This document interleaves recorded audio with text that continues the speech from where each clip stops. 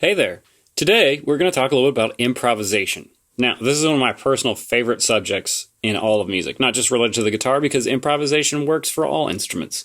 But what we're going to focus on today is improvising with the E Minor Pentatonic scale, and its very, very closely related cousin, the E Blues scale.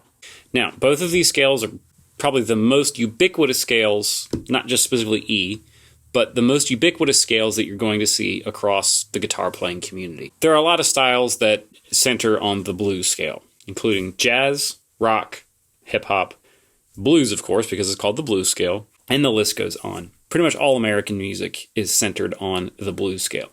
So what we're going to do today is we're going to take a quick look at how to play these scales, and then we're going to go into a backing track. And the link to skip directly to the backing track is at the beginning of the video.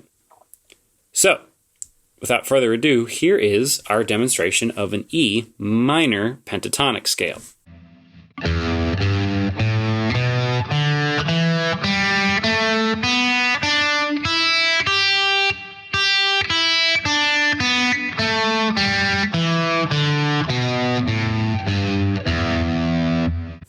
Now, this is all just an open position. So what we're doing is we're playing a lot of open strings. Now, let's demonstrate the E blues scale.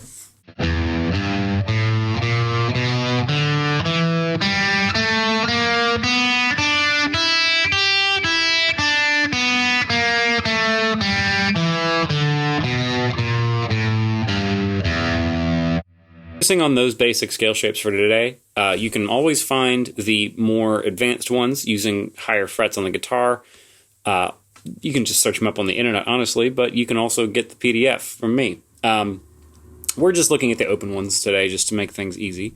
But as you move up and down the guitar, all of the concepts are going to stay exactly the same. So what we can do is we can just create any pattern we want to out of this scale. And this is probably one of the hardest things to do is just, what do you mean create your own pattern? I mean, just put notes in random positions, right? So you don't have to play the high E string and then the B and then the G. You could go from the D to the E, whatever you want to do. You just mix it up. You just play notes in any given order that you want to.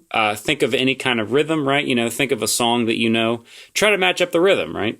And then just take that basic idea. You can even play one note just to kind of get your bearings, to get some rhythms happening, and play it over this backing track that I'm going to give you here in a minute, and see what happens.